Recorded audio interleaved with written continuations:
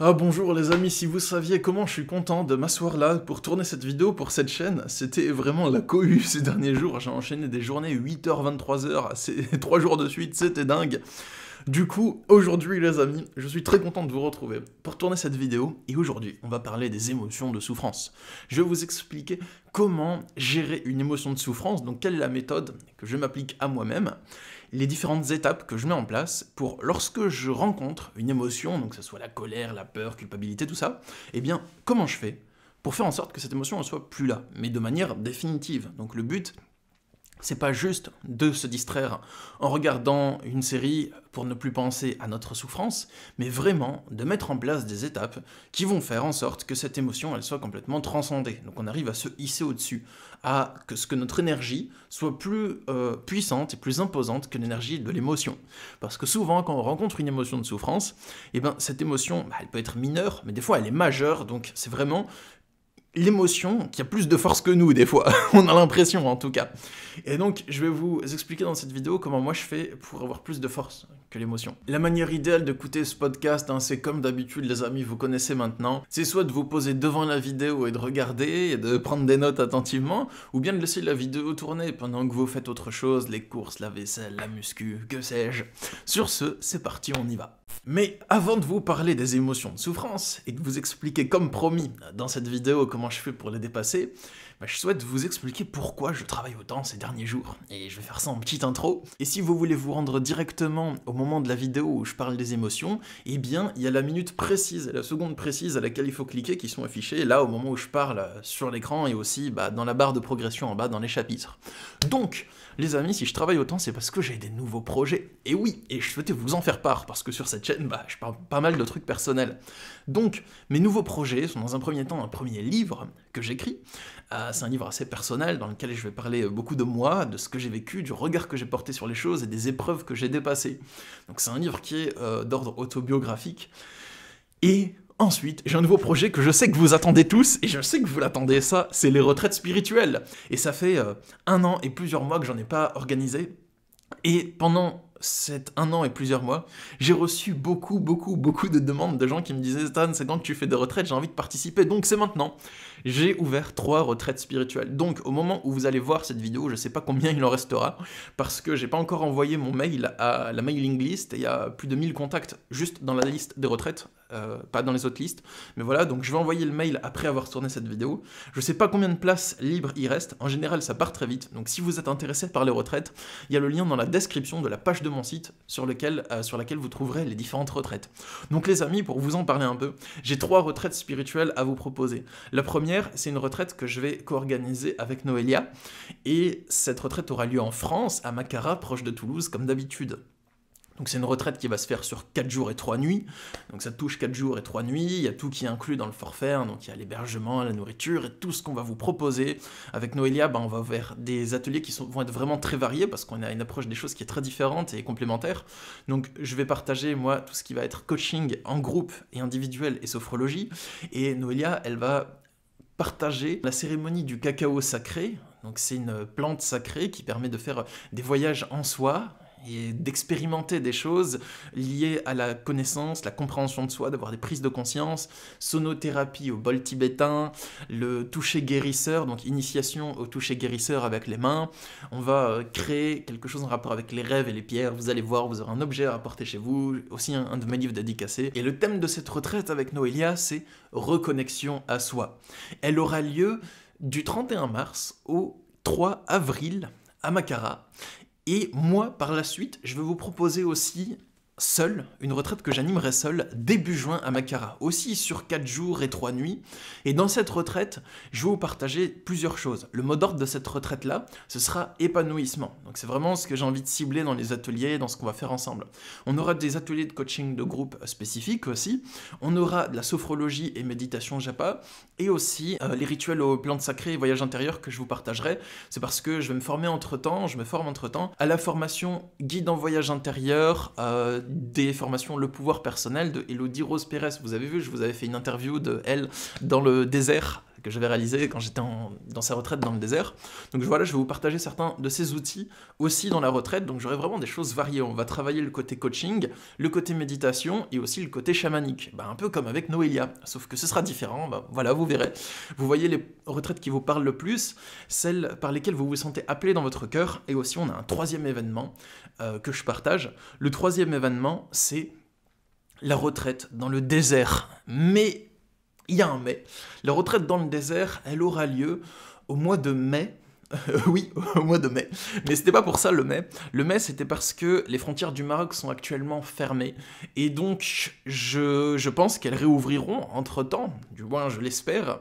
Donc c'est une retraite où vous pouvez vous inscrire si vous êtes courageux, si vous vous sentez appelé par expérimenter le désert marocain, dormir dans le désert du Sahara pendant plusieurs nuits, à la belle étoile, et la voie lactée qu'on voit de là-bas, les marches nomades, pareil, cérémonie un peu aux plantes sacrées, coaching, méditation, mais il y aura tout ça là-bas aussi. Faites-le si vous vous sentez appelé. Après, à voir, parce que on ne sait pas quand est-ce que les frontières ouvriront du Maroc. Pour l'instant, elles sont fermées. Je lance quand même l'événement. Bien sûr, si ça se fait pas, hein, vous avez un remboursement intégral. Ce sera dans le contrat. Enfin, voilà, il n'y a pas de souci. Voilà, ce sera écrit noir sur blanc. Hein, quand vous vous engagerez, vous en faites pas. Après, moi, je partage ça pour faire du bien aux gens, hein, pas d'entourloupe.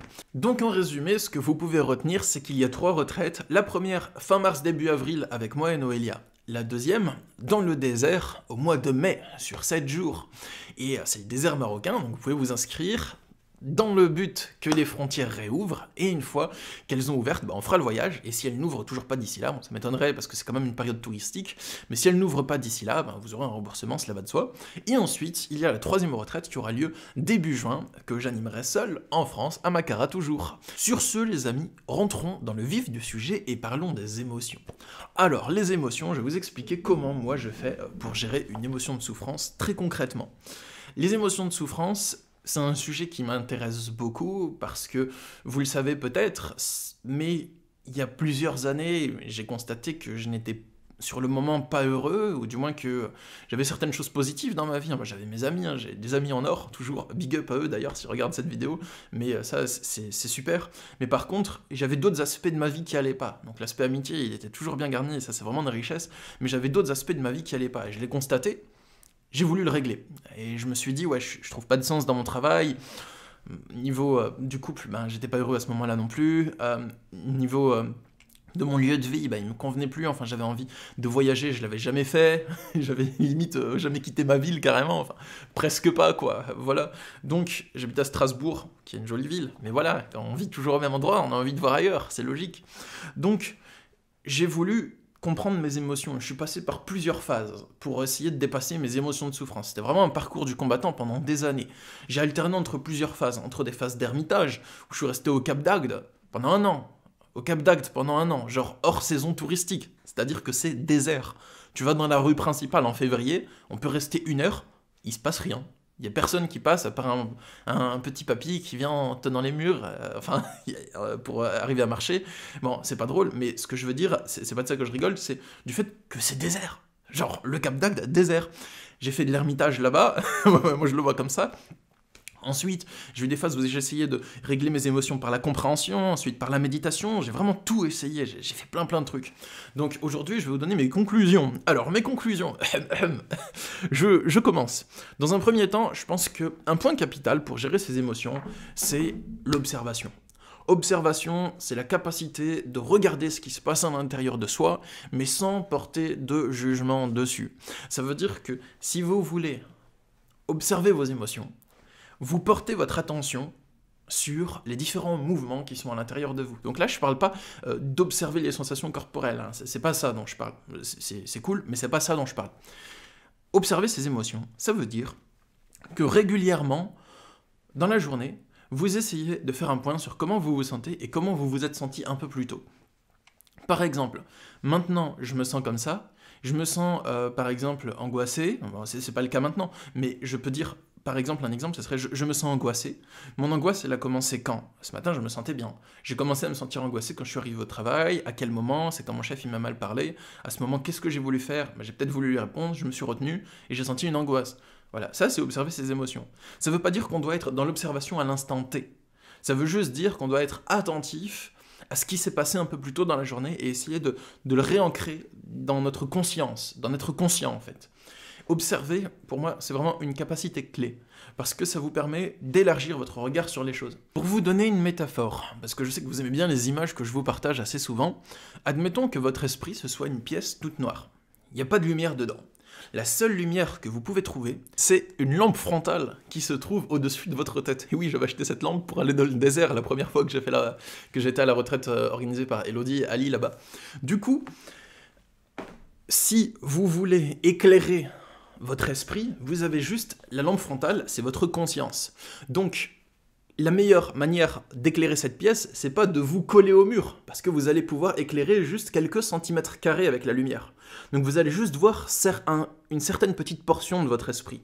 Par contre, si vous voulez observer votre esprit, plus vous observez, plus vous laissez la lumière de votre conscience allumée pendant que votre esprit défile devant. Donc au bout d'un moment, vous allez arriver à prendre du recul et pouvoir éclairer une beaucoup plus grande portion de votre esprit et une plus grande portion de cette pièce. Donc la meilleure manière d'éclairer une pièce, c'est pas de coller la lampe au mur, c'est d'écarter la lampe du mur pour qu'elle puisse éclairer une plus grande zone de la pièce. Observer votre esprit, c'est la même chose. Vous n'allez pas rester focalisé sur un seul truc de votre esprit, sur une seule pensée qui tourne en boucle. Vous allez essayer de connaître une plus grande partie de votre esprit, de vous dire quand est-ce que cette émotion a commencé, qu'est-ce que j'ai ressenti, qu'est-ce que j'ai voulu faire, comment je me sentais juste avant, comment je me sens maintenant. Et à force de faire ça avec répétition, régulièrement dans votre semaine, petit à petit, vous allez mettre de plus en plus de choses dans votre conscience et avoir une conscience plus large.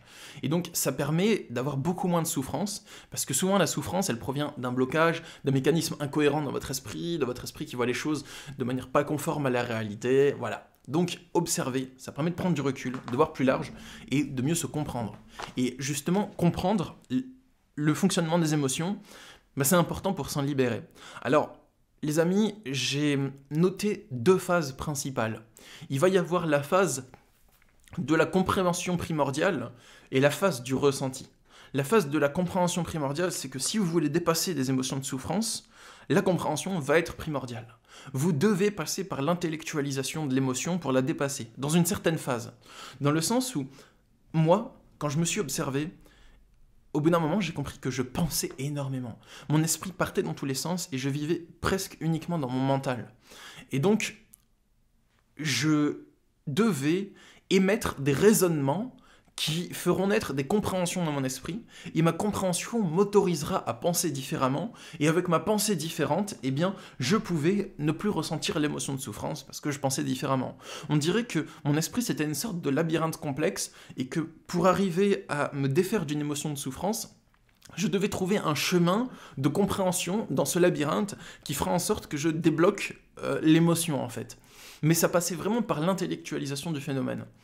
Et à force de faire ça, au bout d'un moment, je suis arrivé à un stade où j'étais plus obligé de tout comprendre pour dépasser l'émotion.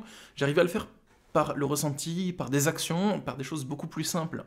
Vous savez, quand j'étais dans l'intellectualisation à fond, c'était vraiment les notions spirituelles, j'essayais de trouver une sorte de validation intérieure, enfin voilà, c'était un bordel monstre, mon système de croyance. Dans le sens où j'avais des constructions psychologiques et on dirait qu'il fallait que je les construise encore et toujours plus haut pour arriver à surpasser mes émotions. Mais c'était vraiment la merde. Bref, aujourd'hui, c'est terminé. Et ça va beaucoup mieux. Donc pour moi, c'est une étape. À force de dépasser beaucoup d'émotions de souffrance, je suis arrivé à un moment plus calme et où j'ai l'impression que je peux revivre normalement, en fait, et faire ma vie normalement. Mais chargé des connaissances et du bagage que j'ai eu en cours de route. Donc la compréhension est importante, mais elle ne fait pas tout. Une autre chose qui va vous aider à dépasser vos émotions de souffrance, c'est observation, compréhension, mais aussi action. L'action, ça veut dire que dans de très nombreux cas, l'émotion se règle en agissant. Donc, si vous êtes en colère, je ne vous encourage pas à hurler sur les gens pour vous vider de votre colère. C'est pas de ce genre d'action dont je parle. C'est pas une action irréfléchie ou une action qui va faire du mal aux gens, mais je parle d'une action qui va vous libérer. Par exemple, je vais vous citer un exemple. Admettons que vous avez un ami, et cet ami, il vous demande souvent des services, et vous les faites. Mais vous sentez mal à l'aise, parce que vous avez plus trop envie de les faire, ces services, ça vous prend de votre temps, c'est pas bon pour vous. Et du coup, vous gardez ça sur le cœur, et vous avez une gêne, une émotion vraiment gênante quand vous êtes en présence de cet ami. Peut-être que l'action à faire, c'est de lui en parler, et de lui dire, bah écoute, tu me demandes souvent des services, il se trouve que je dis oui, parce que j'ai l'impression que tu en as besoin, mais moi, je me sens plus de les faire, voilà, c'est plus mon truc. Bah voilà, ça règle le problème. Soit l'autre le prend mal, et au moins c'est explicite, et vous prenez de la distance, et le problème est réglé. Soit l'autre le prend bien, et le problème est réglé aussi. Dans de nombreux cas, expliciter un sous-entendu, parler, tremper ses couilles dans le potage, comme on dit. Enfin, non, on dit pas ça. Bref. Du coup, c'est quelque chose qui règle le problème. Par exemple, si vous cachez un secret à quelqu'un, dans certains cas, lui dire ce secret et lui en parler, c'est une action, ça vous libère. Si vous avez peur de la précarité, peut-être vous pouvez faire des actions pour vous sécuriser financièrement. Ça vous libère aussi. Si une personne est injuste avec vous, peut-être vous pouvez faire des actions pour vous éloigner de cette personne et ne plus subir d'injustice. Ça vous libère aussi. Si vos voisins du dessus vous stressent parce qu'ils mettent la musique à fond et qu'ils font des bruits de sabots tout le temps, peut-être faites des actions pour leur parler ou pour déménager. Ça vous libère aussi. Dans de nombreux cas, agir libère l'émotion de souffrance. Pas tout le temps, mais c'est un paramètre à considérer, c'est une option à ne pas oublier. Dans d'autres cas, pour dépasser une émotion de souffrance, il va y avoir tout ce qui va être de l'ordre de la méditation et de l'entraînement de l'esprit. Donc, il y a des fois où agir, ça suffit pas. Admettons que vous ayez subi une agression qui vous a laissé une trace traumatique très forte.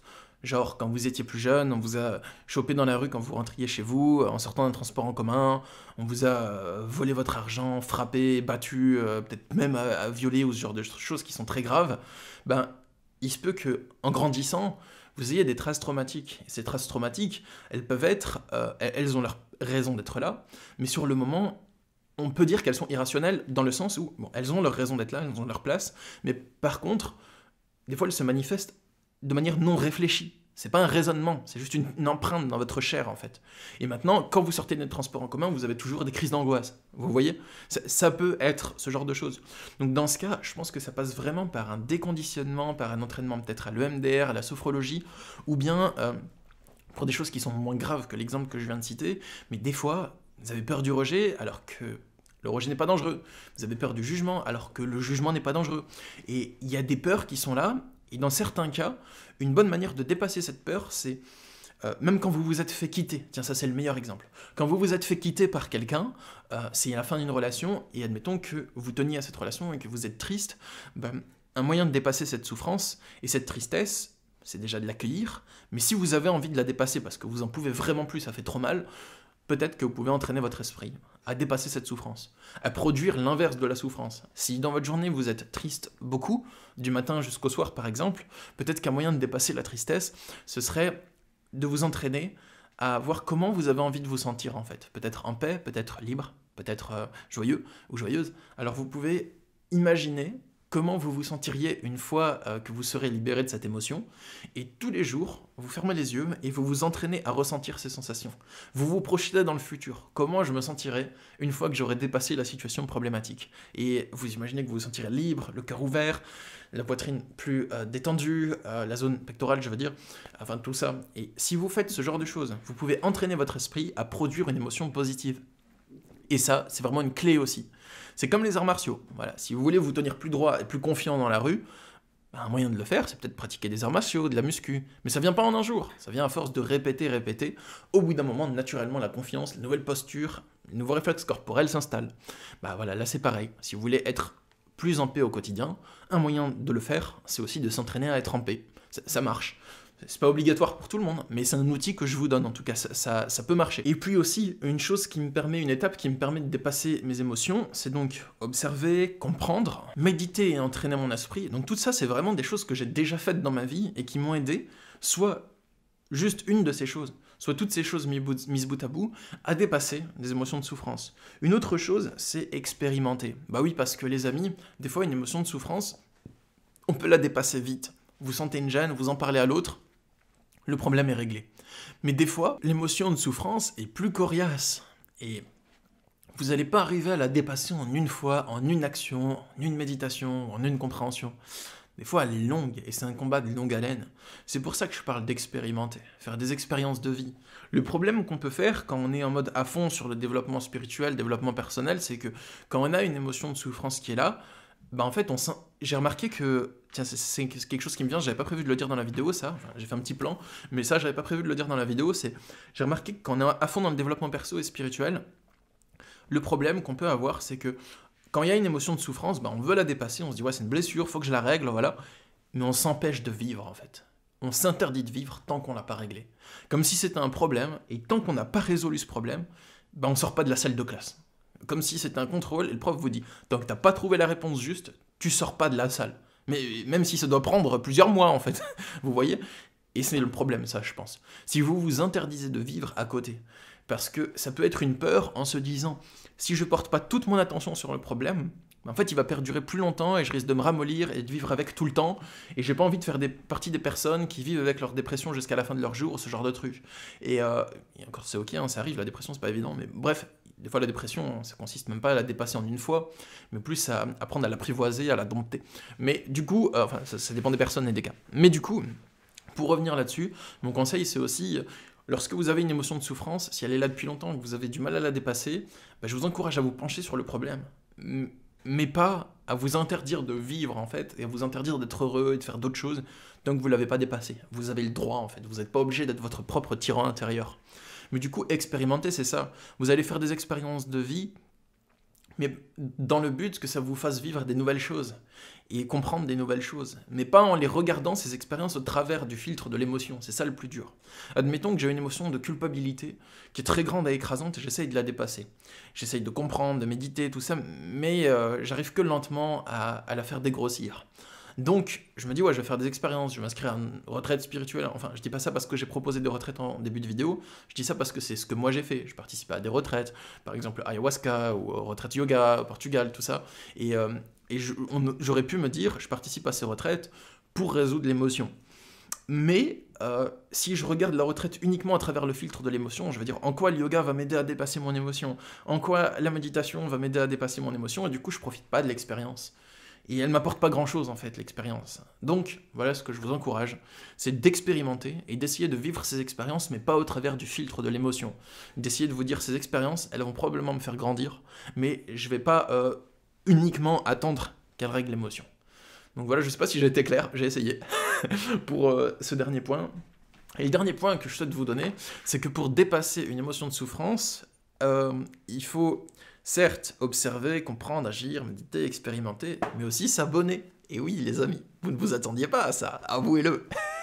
Donc, si vous aimez bien cette chaîne, ces vidéos, abonnez-vous, hein, si c'est pas déjà fait, les amis, en cliquant sur la petite cloche, et pour être notifié des prochaines vidéos. Mais j'ai encore un dernier outil à vous partager pour dépasser les émotions, c'est au niveau du temps. Parce qu'en consultation, une question qui va revenir assez souvent, c'est « ça prend combien de temps de dépasser ma souffrance ?» Et je pense que le temps, ça va dépendre de plusieurs choses. Ça dépend déjà de est-ce que votre émotion de souffrance que vous avez maintenant, c'est une émotion que vous avez déjà dépassée et qui revient par réflexe de temps en temps. Par exemple, vous avez déjà réussi à dépasser un problème important de culpabilité, mais maintenant il y en a encore de temps en temps, et vous arrivez... C'est des miasmes en fait, des bribes qui restent. Ou bien, est-ce que c'est une émotion que vous avez depuis très longtemps mais que vous n'avez jamais dépassée encore? Donc si c'est une émotion que vous avez déjà dépassée mais qui revient de temps en temps, je pense que c'est assez rapide de la gérer. Par exemple, si j'ai réglé la peur du rejet, mais que grâce à... Par exemple, si j'avais peur du rejet et que j'ai réussi à dépasser ma peur d'être rejeté par mes parents en leur disant que je ne veux pas reprendre l'affaire familiale, qu'ils veulent que je reprenne et ainsi de suite, mais que pour moi c'était extrêmement lourd et ça m'a mis des années à le faire, ou bien que une personne homosexuelle a fait son coming out et qu'elle a osé braver sa peur du rejet pour faire le coming out et que c'était très dur psychologiquement pour elle de le faire, c'est une émotion qui est dépassée. Mais des fois, il se peut que même après avoir fait cette action lourde, l'émotion revienne, et que la peur du rejet revienne de temps en temps. Et à ce moment-là, je pense qu'elle est plus facile à dépasser, parce que vous dites, allez, je l'ai déjà fait, j'ai fait un truc lourd, qui était lourd pour moi, maintenant, qu'est-ce que c'est ça à côté? Je sais que je suis capable, je vais le faire. Et dans l'esprit, c'est beaucoup plus light, plus léger. Par contre, si c'est une toute nouvelle émotion, genre faire son coming out alors que ça fait genre 15 ans que vous le cachez à tout le monde, je comprends que ça puisse être très dur, et que ça puisse être plus long de dépasser l'émotion de souffrance, enfin voilà. Donc si c'est une émotion qui est... C'est la première fois que vous l'affrontez, le combat risque d'être plus dur. C'est comme un boss dans un jeu vidéo. Si c'est la première fois que vous affrontez le boss, qu'est-ce qui se passe? Vous arrivez dans la salle du boss, les portes se ferment, le boss apparaît, sa barre de santé apparaît, il vous dégomme, voilà, il vous déglingue votre race. Vous l'avez pas vu venir, il fait son attaque spéciale, il se transforme en flamme, il y a des serpents qui sortent du sol, hop, voilà, vous êtes fini. Par contre, Si c'est la 100e fois que vous affrontez le boss, il fait son attaque en flamme, vous reculez, il y a les serpents qui sortent, vous vous agrippez au machin en l'air pour les éviter, enfin vous anticipez ces mouvements, et vous arrivez à le battre, c'est un jeu d'enfant, comme affronter Jinpachi dans Tekken 5. Au début, il vous explose, il vous déchire votre race en 2 secondes, il y a toute votre santé qui s'arrache avec une seule de ses attaques, et à la fin, vous anticipez ses mouvements et vous lui mettez une raclée facile, ça devient un jeu carrément. Et aussi le temps que ça va prendre de dépasser une émotion, ça dépend de l'importance de la construction psychologique qui est liée à cette émotion. Donc ça dépend si c'est quelque chose de vraiment fondamental dans votre psychologie qui fait que vous souffrez, ou bien si c'est quelque chose de mineur. Si c'est juste il y a une gêne entre un pote et vous, bah voilà, vous osez lui en parler, ça règle le problème et c'est bon. Ou bien si c'est toute votre personnalité qui vous dit « si tu parles, tu seras rejeté » et que tout votre être est construit là-dessus. Là, c'est un peu plus long de la dépasser. Voilà les amis, j'espère que cette vidéo a pu vous éclairer, c'est vraiment les étapes que moi je mets en place pour dépasser une émotion de souffrance. Si ça vous a plu, s'il vous plaît, dites-le moi dans les commentaires ce que vous pensez de cette vidéo, et si vous voulez papoter dans les commentaires, bah vous êtes les bienvenus, j'essayerai de répondre à tous les commentaires sur cette chaîne, je réponds quasiment à tous les commentaires, il y en a certains que je rate, mais je réponds vraiment quasiment à tous, donc voilà, dites-moi dans les coms les amis ce que vous avez pensé, comment vous allez, et aussi, petit rappel, il y a le lien sous cette vidéo pour les retraites spirituelles, donc si vous voulez participer, si votre âme vous appelle à participer à une des retraites que j'organise ou qu'on organise avec Noélia, bah vous êtes le ou la bienvenue. Il y a une page de mon site, justement, où il y a les retraites, et si vous voulez participer, il suffit juste de... Vous le verrez, hein, tout est indiqué sur la page, c'est très clair. Il suffit juste de remplir le petit formulaire de contact à la fin, avec vos informations, et ensuite, moi je vous rappellerai par téléphone, ou par WhatsApp, hein, si vous avez un numéro étranger, il n'y a pas de souci. Et ensuite, on pourra discuter, je vous répondrai à vos questions concernant la retraite, je pourrai m'assurer que la retraite est bien faite pour vous ou pas, si vous avez des inquiétudes, des questions, enfin voilà, vous me dites. Cet appel, c'est pas par rapport au prix, hein, parce que le prix est affiché sur la page, donc vous n'allez pas avoir des surprises, mais voilà, si vous avez des questions, et que moi je puisse voir quelles sont vos intentions, voilà, qu'on échange ensemble, c'est un partage. Je vous dis à très bientôt, peut-être en retraite, peut-être à bientôt pour de prochaines vidéos, je vais essayer d'être plus régulier sur cette chaîne, mais bon, je ferai de mon mieux. À bientôt les amis, prenez soin de vous. Au revoir. À chaque souffrance intérieure que j'ai vécue, j'ai pu trouver une solution définitive. Chacune de ces solutions m'a permis de déjouer le mécanisme psychologique qui produit la souffrance, qu'il s'agisse de l'angoisse, de la culpabilité, de la colère, de la tristesse, du doute ou de la dépression. Grâce aux méthodes que j'ai mises au point pour déjouer ma souffrance,